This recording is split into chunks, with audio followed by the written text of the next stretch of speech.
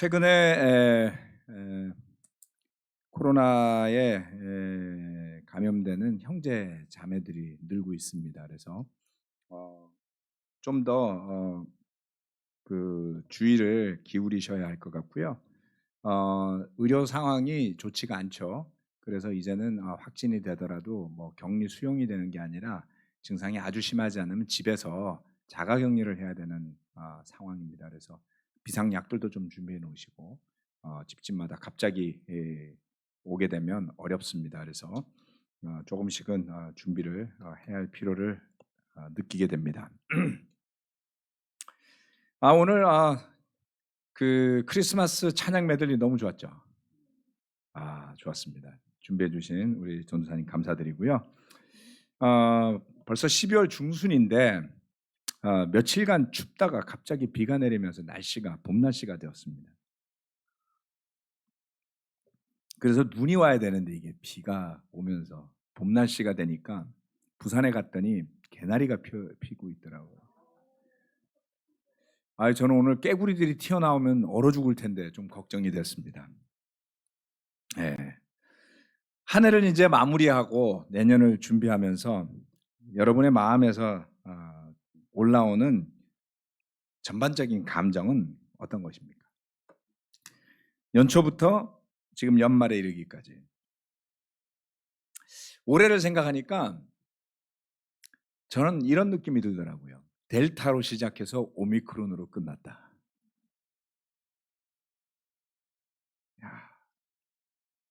백신 접종률이 좀 높아지면 2021년 안으로는 일상이 회복이 되겠지 라고 생각했는데 우리의 예상보다는 이 코로나19 바이러스가 더 강력한 것 같습니다. 도저히 회복될 기미가 보이지 않죠. 오미크론 다음엔 뭐가 나올까요? 그래서 올 가을에 우리가 위드 코로나 시대에 대한 준비를 좀 하자라고 했는데 이젠 정말 위드 코로나 시대인 것 같습니다. 우리가 언젠가 코로나 상황이 끝나면 모이자, 끝나면 이렇게 하자라는 생각을 우리 마음에서부터 지워야 될 것 같습니다. 그것이 아니라 코로나 바이러스와 함께 살고 함께 헤쳐나가고 또 복음을 전하고 해야 할 시대가 온 것 같습니다. 현재 상황을 생각하면서 오늘 설교 말씀의 제목은 만족인데요. 현재 상황을 생각하면서 저는 사도행전의 일화가 떠올랐습니다. 사도행전에 보면은 코로나19 vs 로마의 유대인 추방령 이렇게 제목을 정해봤는데요. 사도행전 18장에 가면은 어떤 한 스토리가 나옵니다. 말씀을 읽어볼게요. 그 뒤에 바울은 아테네를 떠나서 고린도로 갔다. 거기서 그는 본도 태생인 아굴라라는 유대 사람을 만났다. 아굴라는 글라우디오 황제가 모든 유대 사람에게 로마를 떠나라는 칙령을 내렸기 때문에 얼마 전에 그의 아내 브리스길라와 함께 이탈리아에서 온 사람이다. 바울은 그들을 찾아갔는데 생업이 서로 같으므로 바울은 그들 집에 묵으면서 함께 일을 하였다.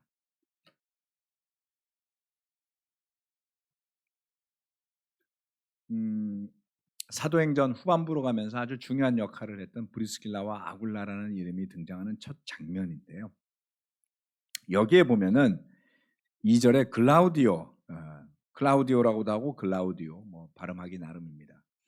글라우디오 황제가 모든 유대 사람들에게 로마를 떠나라는 칙령을 내렸다라고 했습니다. 이게 AD 49년도에 있었던 유대인 추방령입니다.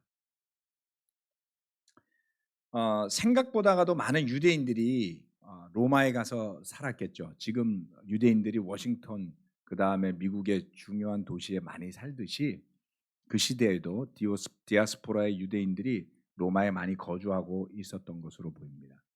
나름 갈 수 있는 재력이 됐건 아마 두 부류가 있었겠죠. 재력이 있어서 로마에 가서 여유 있는 생활을 할 만한 상류층과 거기에 가서 뭐라도 해서 먹고 살아야 되겠다라는 이 하류층이 두 가지로 나누어졌을 것 같습니다. 그런데 로마 내에서 어떤 소동, 폭동 뭐 그런 것들이 있었는데 그것이 유대인 때문이라는 이야기 때문에 문제가 되어서 이 황제가 로마에서 유대인들을 다 추방했다라는 썰이 있습니다. 그런데 그 이유는 분명치 않죠. 확실한 것은 정말 이 일이 일어났다는 겁니다.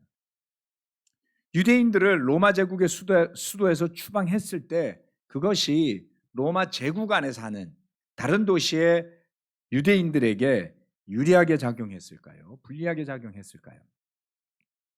비록 다른 도시들은 유대인들을 추방하진 않았지만 도대체 무슨 문제가 있었길래 황제가 로마 수도, 로마 제국의 수도에서 유대인들을 다 추방한 것일까라는 궁금증은 가지기 마련입니다.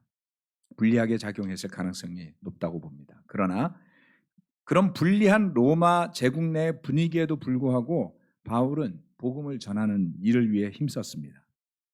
그리고 그 가운데 바울은 아주 지대한 영향을 주고 역할을 한 동역자인 아굴라와 브리스길라를 그 때문에 만나게 되었죠. 예전에 우리가 한 2년 전이었던가요? 그 바울이라는 영화가 나왔을 때 보면 아굴라와 브리스길라가 중요한 역할을 하잖아요. 그것은 뭐 성경의 내용을 바탕으로 한 것이 맞습니다. 코로나 상황 때문에 많은 여건이 변화했고 쉽지 않다 할지라도 우리가 포기하지 않고 기도와 간구로 제자의 삶을 살아간다면, 이어간다면 마치 바울이 브리스길라와 아굴라를 만난 것과 같은 일이 우리 형제 자매들 사이에서도 우리 안에서도 일어나게 되리라고 저는 믿습니다. 그러면서 연말이 되면서 저는 작년과 다른 마음으로 한 해를 돌아보면서 만족이라는 단어를 생각해 봅니다. 만족이라는 단어를 사전에서 찾아보면 두 가지의 뜻이 나옵니다. 첫 번째, 마음에 흡족하다. 두 번째, 모자람이 없이 충분하고 넉넉하다. 마음에 흡족하다라는 것은 약간의 정신적인 것이죠. 네. 그렇지만 두 번째는 모자람이 없이 충분하고 넉넉하다. 실질적으로도 뭔가 좀 여유가 있을 때, 뭐 그런 상황을 만족이라는 두 단어로 표현할 수 있다고 합니다. 오늘은 마음의 흡족함 그리고 모자람이 없이 충분하고 넉넉함 이 두 가지를 살펴보겠습니다. 첫 번째, 마음의 흡족함입니다. 빌립보서 4장 11절로 12절 말씀입니다. 내가 궁핍해서 이렇게 말하는 것이 아닙니다. 나는 어떤 처지에서도 스스로 만족하는 법을 배웠습니다. 나는 비천하게 살 줄도 알고 풍족하게 살 줄도 압니다. 배부르거나 굶주리거나 풍족하거나 궁핍하거나 그 어떤 경우에도 적응할 수 있는 비결을 배웠습니다. 여러분 자신의 삶에서 마음에 들지 않는 부분 내지는 상황을 한번 떠올려 보시기 바랍니다. 그러한 여건 또는 그러한 처지, 그러한 상황이 마음에 들지 않을 때 여러분은 어떻게 하십니까? 어떤 것들은 경우에 따라서 노력하면서 개선해야 할 일들, 노력하면서 수고한다면 개선될 여지가 있는 일들도 있을 것입니다. 그렇지만 노력한다고 해도 개선될 수 없는 상황에 부딪힐 때 우리는 어떻게 반응을 하게 될까요? 지금 코로나 상황이 참으로 그렇지 않습니까? 애쓴다고 바이러스들이 내 말을 들어줄 리는 만무하잖아요. 개들도 개 나름대로 살겠다고 개들 나름대로 애쓰고 막 변이하고 난리를 부리잖아요. 그렇죠? 네? 우리도 변해야 될 것 같습니다. 사도 바울이 오늘의 스토리의 핵심의 스토리의 중심에 사도 바울이 있습니다만 바울의 전도 여행의 과정을 살펴본다면 어땠길래 이런 표현을 했을까? 이것이 과연 그의 생각에서 비롯된 이야기들일까? 그렇지 않죠. 바울은 전도 여행의 과정에서 정말 평생 겪어본 일이 없던 모든 상황을 그는 겪게 됩니다. 사도행전과 서신서에 나오는 그의 삶을 보면 정말 경이롭기까지 합니다. 야, 고생스러웠겠다 이런 생각이 저절로 듭니다. 한때는 나도 바울처럼 살아야지 이렇게 생각한 때도 있었고요. 또 다른 한때는 아이고 저렇게 살긴 너무 힘들어 라는 생각이 들 때도 있었습니다. 우리가 바울처럼 똑같이 살려고 해도 살 수 없겠죠. 여건이 다른데. 저렇게 살아야 돼 라는 것이라기보다는 우리가 우리 삶에서 그의 삶의 여정을 보면서 배울 지혜가 있고 따라야 할 모범적인 삶의 태도가 있지 않을까라는 것입니다. 저는 바울을 보면서 복음을 전하기 위한 정말 그 불굴의 정신은 배우고 싶고 따라하고 싶습니다. 그런데 그런 불굴의 정신을 가졌던 그가 어떻게 궁핍함 속에서 또는 비천한 가운데 때로는 풍족하다 할지라도 굶주린다 할지라도 어떤 경우라고 할지라도 적응할 수 있는, 그래서 만족하는 법을 배웠다라는 말을 할 수 있었을까요? 수십 년간 자기 십자가를 지고 예수님을 따라가는 제자의 삶을 살아왔다라고 말하는 저와 여러분은 과연 이런 믿음의 고백을 할 수 있을까요? 고린도후서 1장 8절에 바울은 이렇게 이야기했습니다. 형제자매 여러분, 우리가 아시아에서 당한 환난을 여러분이 알기를 바랍니다. 우리는 힘에 겹게 너무 짓눌려서 마침내 살 희망마저 잃을 지경에 이르렀습니다. 바울은 에베소에서 고린도 교회 형제자매들에게 편지를 써서 보냈지요. 거기까지 가는 동안 우리는 쉽지 않은 여정을 거쳤습니다. 어느 정도로요? 살 희망마저 잃어버릴 지경에 이르렀다라고요. 그와 그의 팀은 온갖 역경을 헤쳐나가면서 복음을 전해야 했습니다. 참 희한하죠. 복음을 전하는 일은 누구도 해롭게 하는 일이 아니잖아요. 칼로 위협하는 것도 아니고요. 남의 먹을 것을 약탈하는 일도 아니고요. 남의 재산을 뺏는 일도 아니에요. 그런데 왜 복음을 전하는 일에는 이런 일들이 닥치는 걸까요?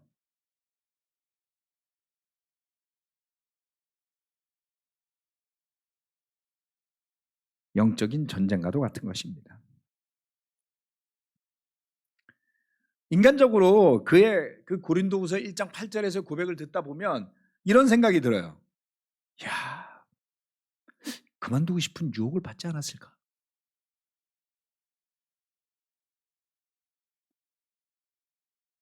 바울이 만족을 이야기하는 것은 그의 삶이 그저 사는 게 평탄하고 문제도 없고 살만했기 때문에 나오는 고백이 아니었다라는 겁니다. 오히려 그 반대라는 것이죠. 요즘 시쳇말 중에 정신승리라는 말이 있습니다. 사실을 부정하면서 자기 스스로 만족하는 태도를 취하는 것이요. 예. 진실과도 상관없고 나만 좋으면 돼. 이런 정신승리라는 표현이 있습니다. 바울의 만족은 그런 정신승리가 아니었어요. 뭐 어떻게 내가 나 괜찮아. 안 볼래. 그런 만족은 아니었죠. 그는 많은 것을 겪었습니다. 고통이란 건 그렇죠. 우리는 트라우마라는 표현을 쓰곤 하는데요. 바울에게도 트라우마가 분명히 있었습니다. 그가 고백하지 않습니까?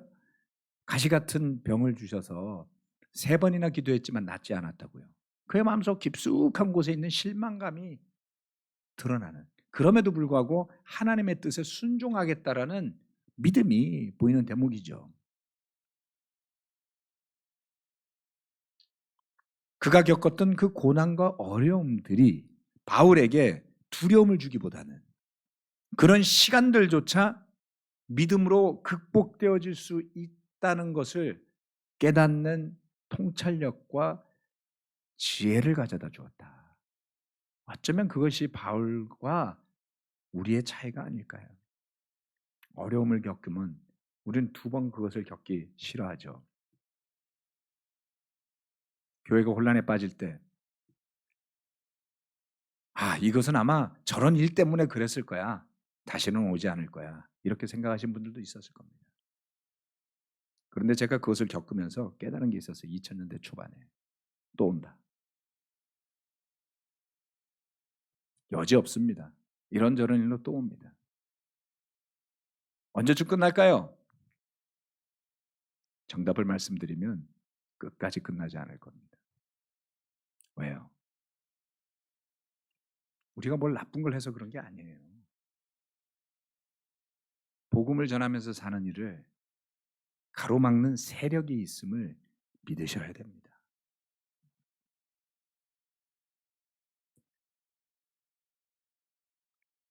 우리가 만족을 이야기할 때 풍족함에서 비롯되는 여유로 만족을 이야기하고자 한다면 어려운 여건에 있는 분들은 공감하기 어려울 겁니다. 또는 어려움을 회피하고자 하는 회피, 정신승리 같은 데서 비롯되는 만족이라는 것을 말한다면 누구도 거기에 대한 크레딧을 주지 못할 거예요. 그런 것들이 아니라 믿음의 삶에서 체득되어진 지혜가 있어야 됩니다. 고백이 있어야 됩니다. 오직 믿음으로만 갈 수 있는 통찰력 있는 만족의 자리에 갈 수 있을 때에 우리 마음에서부터 흡족함을 바울처럼 쉽게 사라지지 않는 여건이 변하여야지만 내가 만족할 수 있겠다라고 말하는 것이 아닌 어떠한 여건이라 할지라도 주님께 받은 사명을 이어나갈 수 있는 만족하는 마음의 상태에 갈 수 있는 것이 아니겠습니까? 두 번째, 모자람이 없이 충분하고 넉넉함.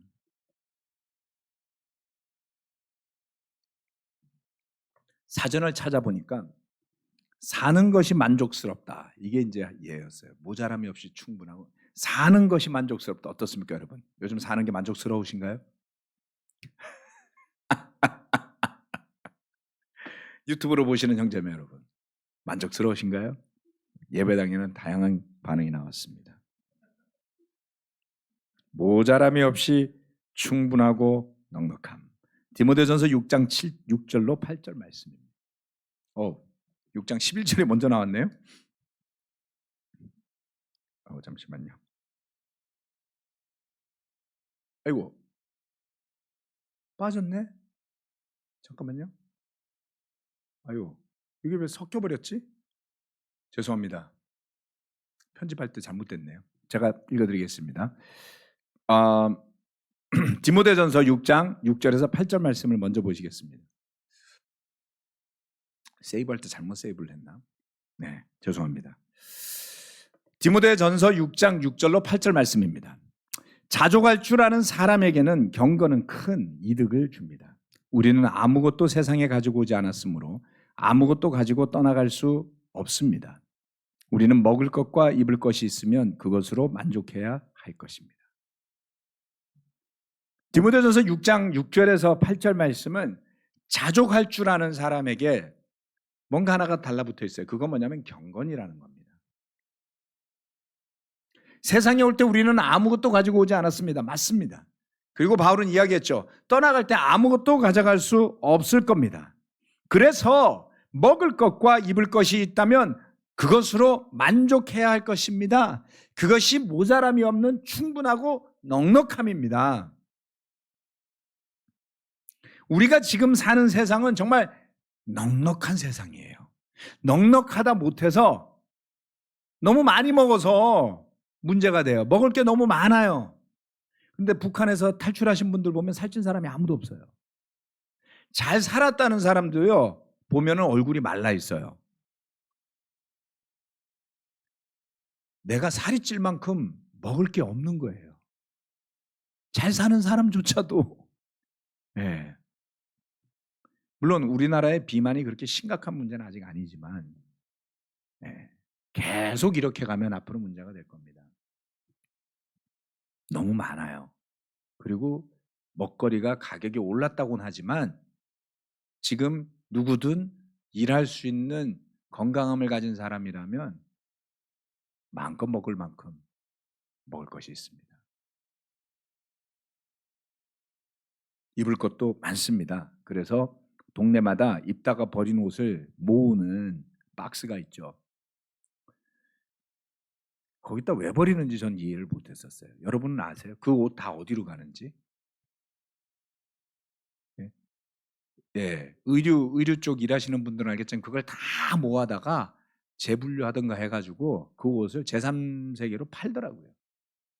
우리는 이거 이제 안 입을래 그러고 버린 옷을 누군가는 사간다고요. 우리나라에서 없어진 더 이상 굴러다니지 않는 차들이 동남아시아 가보면 다 있어요.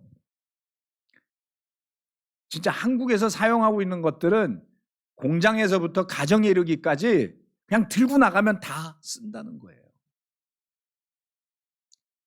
북한 사람들이 주스면 굉장히 기뻐하는 게 있답니다. 완전 득템이라 그러는 게 있어요. 그게 뭐냐면 해변가에 가끔 쓰레빠가 쓸려온대요. 그것만큼 좋은 게 없다는 거예요. 근데 문제는 두 짝이 아니고 꼭 한 짝씩만 와서 대부분 짝짝이를 신고 다닌답니다. 한국에서 흘러가가지고 북한의 해변으로 떠내려간 우리가 말하는 쓰레빠가 최고랍니다. 심지어는 페트병도 그렇게 귀하대요. 상상이 안 가죠. 자족하는 마음과 경건은 큰 이익을 가져다 줍니다. 저와 여러분이 살고 있는 이 상황 속에서 우리의 경건한 삶이 어떠한지를 돌아봅시다. 왜냐하면 우리가 느끼는 만족감은 포만감과는 좀 다른 거잖아요. 우리가 느끼는 그 만족감은 경건과 연결되어야 하기 때문에 그렇습니다. 우리의 그 만족은 진정한 모자람이 없이 충분하고 넉넉함이라는 것은 하나님께서 우리를 이 세상에 내보내시고 믿음 가운데 하나님의 나라로 불러주실 것에 대한 희망과 연결되는 것이죠. 이스라엘의 가장 큰 죄, 구약 성경을 반복해서 보시면 이스라엘의 죄로 언급되는 대표적인 거 여러분의 머리에 떠오르는 게 뭐 있어요? 네? 불순종? 네, 있습니다. 우상숭배? 있죠. 예. 불평도 있죠. 근데 그런 것들은 다 뭐냐면 뿌리가 탐욕이에요. 탐욕, 우상숭배가 단짝인 것입니다. 모든 죄의 뿌리와 다름이 없습니다. 우상숭배도 결국은 우상이 좋아서 생긴 게 아니에요. 탐욕 때문에 생긴 겁니다. 질투하는 마음 때문에 생긴 겁니다. 왜 가난한 사람들이 우리보다 잘 살지? 왜 우리보다가 더 즐거워 보이지? 왜 재밌어 보이지? 그래서 그 문화를 따라가는 것들이 문란함이 되는 거고요. 그 문화를 그들이 가진 풍요로움을 쫓아가다 보니까 바알을 섬기게 된 거예요. 이스라엘 사람들 사는 게 재미없었나 보죠.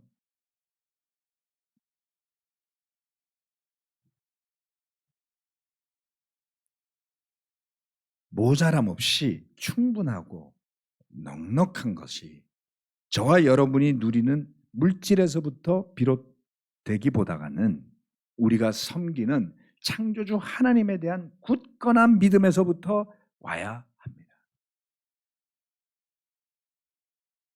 아주 오래전 이야기인데 어떤 한 형제가 이런 이야기를 했어요.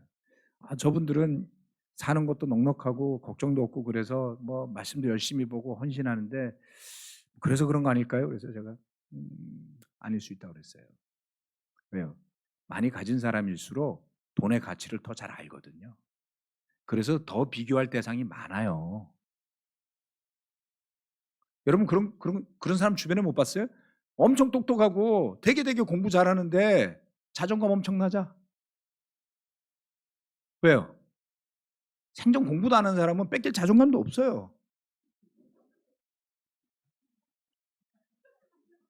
안 그런가요?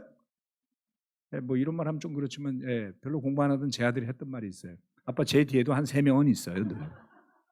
야, 그 자존감을 보면서 그래 뒤에 있는 3명만 세지 말고 앞에 많이 있다는 것도 기억하거나 꼭 몇 명은 있대요. 너무 열심히 공부하면 앞에 있는 그 몇 명 때문에 신경 쓰여서 뒤에 수십 명, 수백 명이 있어도 안 보이잖아요. 뭡니까? 믿음 없으면 그렇죠?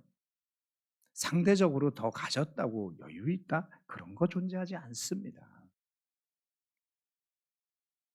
그 믿음은 먹을 것과 입을 것이 있으면 만족하는 믿음은 창조주 하나님에 대한 굳건한 믿음에서만 올 수 있다.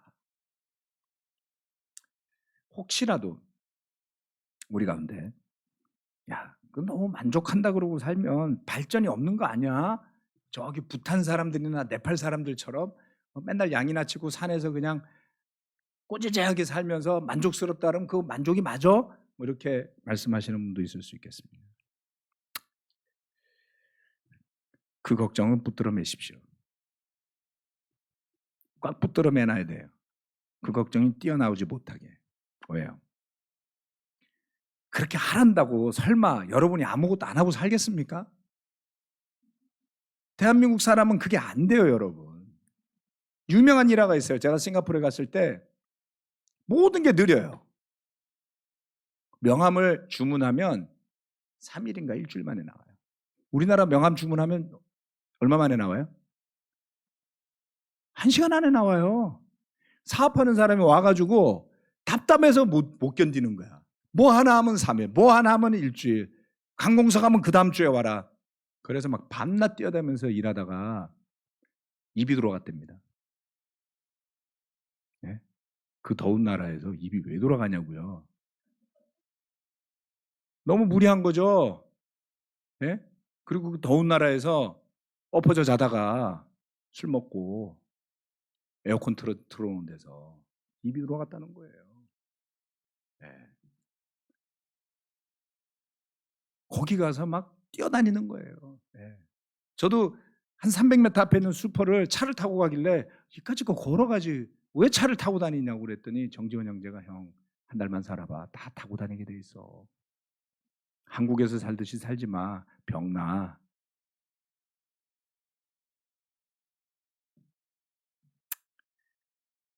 이거 어디 가도 잘 안 돼요. 속 답답해요. 좀 빨리빨리 해야지. 아무리 늦게 해도 여러분의 열심도 못지 않습니다. 우리 다 정말 아둥바둥 사는 거에 너무너무 익숙해 있지 않습니까? 걱정하지 마세요. 만족한다 할지라도 여러분 하던 일 손 놓고 안 하는 게으른 쪽으로 갈 가능성은 별로 없습니다. 바울을 보세요. 바울은 그렇게 만족하는 삶을 살았지만 매사에 최선을 다합니다. 최선을 다하죠. 주님을 사랑하고 잃어버린 영혼을 위해서 애타는 마음이 꺼지지 않는 그런 복음의 횃불을 들고 있는 사람 같아요.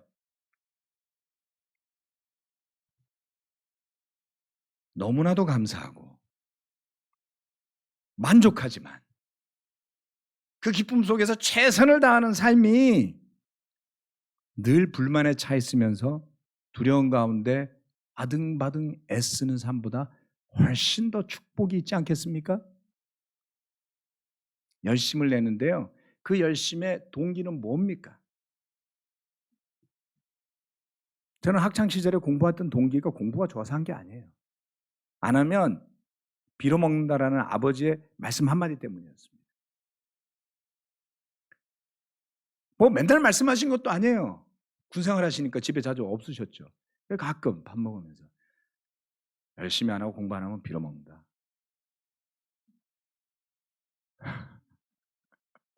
저희 아버지 온화하시잖아요. 그렇죠. 뭐 협박처럼 말하지도 않고 야단치신 것도 아니에요. 근데 제가 곰곰이 어린 나이에 생각해 보니까 진짜 빌어먹을 것 같았어요. 두려웠어요. 그래서 너무너무 하기 싫은데 놀고 싶은데 공부하는 거죠. 공부의 동기가 두려움이었어요. 왜 열심히 하십니까, 여러분? 두려워서 변화하시려고 하시나요? 두려워서 바꾸려고 하시나요? 믿음 가진 사람에게 두려움이라는 동기는 단 한 가지여야지 돼요. 하나님을 향한 경외심만 있으면 됩니다.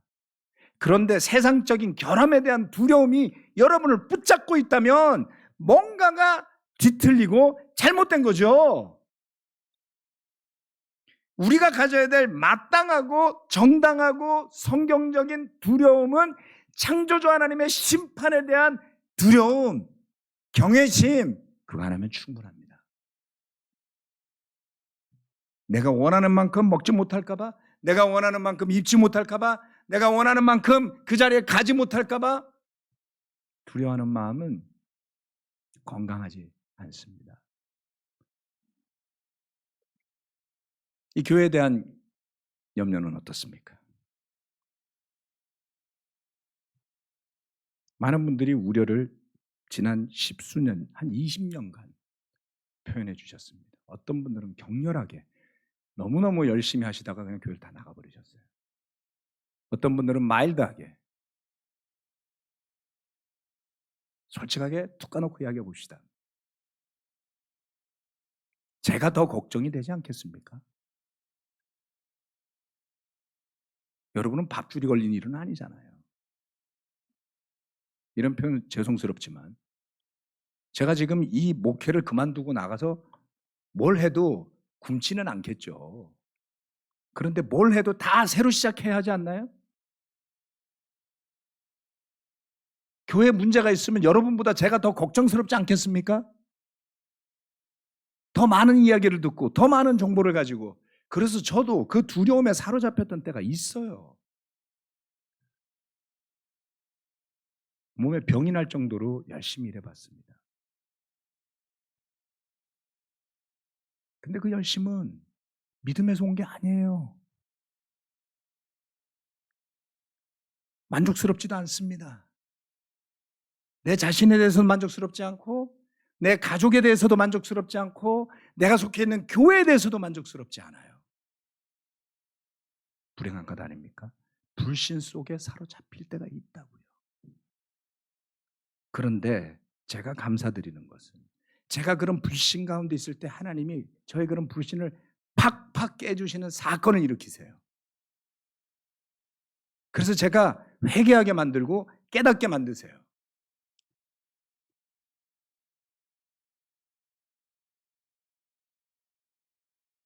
걱정이 없냐고요? 있습니다. 그런데 이제는 두렵지는 않아요. 왜 그런지 아세요? 제가 20몇 년을 이 교회에서 30년 가까이 희생하고 수고하고 전임 목회자로서 애써 왔다 할지라도 저의 그 어떤 열심도 예수님의 열심에 비할 바가 아니다. 제가 2012년도에 담임 목사직을 그만두고 내려올 때 많은 분들이 어떡하냐고 교회가 걱정된다는 말씀을 저한테 해주셨어요. 그런데 제가 이렇게 답변을 드렸습니다. 이 교회는 당신이나 나보다 하나님이 지키시는 교회다. 걱정하지 말라. 저 걱정 안 했어요. 어떻습니까, 여러분? 2012년도에서 2021년에 우리는 와 있습니다. 만족하십니까? 걱정스러우신가요? 두려우신가요? 박혜진 집사님은 두려우실 만해요.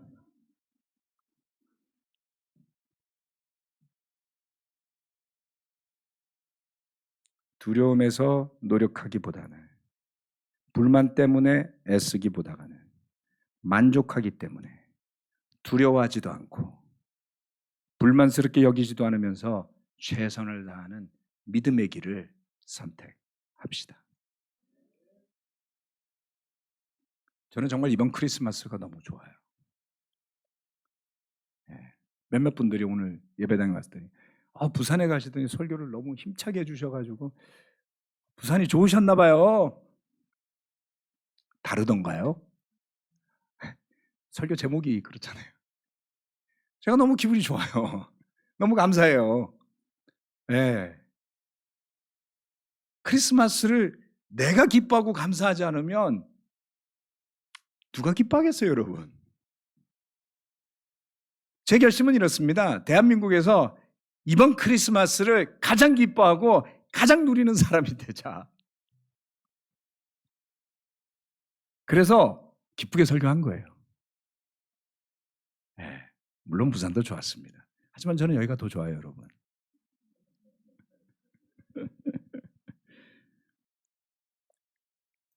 디모데전서 6장 11절 12절 말씀. 하나님의 사람이여, 그대는 이 악한 것들을 피하십시오. 의와 경건과 믿음과 사랑과 인내와 온유를 쫓으십시오. 믿음의 선한 싸움을 싸우십시오. 영생을 얻으십시오. 믿음의 싸움은 지저분한 싸움이 아니에요, 여러분. 우리는 세상에서 지저분한 싸움들 보지 않습니까? 없는 것도 만들어서 비난하고, 있는 것들은 더 후벼 파서 더 아프게 만들고, 상처에다가 소금 뿌리고 고춧가루 뿌리고 비비고 확대시키는 그런 일을 날마다 일상처럼 보다 보니까 여러분도 그렇게 살고 싶으세요? 아니요. 우리가 싸워야 할 싸움은 한 가지밖에 없어요. 믿음의 선한 싸움입니다. 그래야 영생을 얻는 겁니다, 여러분. 그런데 그 믿음의 선한 싸움을 싸운다고 하는 저와 여러분에게 의와 경건과 믿음과 사랑과 인내와 온유가 없으면 그건 무슨 싸움입니까? 더러운 세상의 싸움이에요.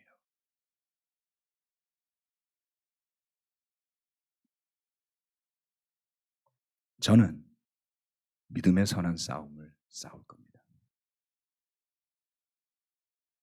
성령님이 우리 형제 자매들의 마음속에 그와 같은 믿음의 힘을 더해 주셔서 한 명 빠짐없이 풍성한 연말 그리고 크리스마스 시즌을 맞이하시기를 바라고 저는 기도하고 있습니다. 만족하는 삶, 저와 여러분 안에 풍성하시기 바라면서 말씀 마치겠습니다. 아멘.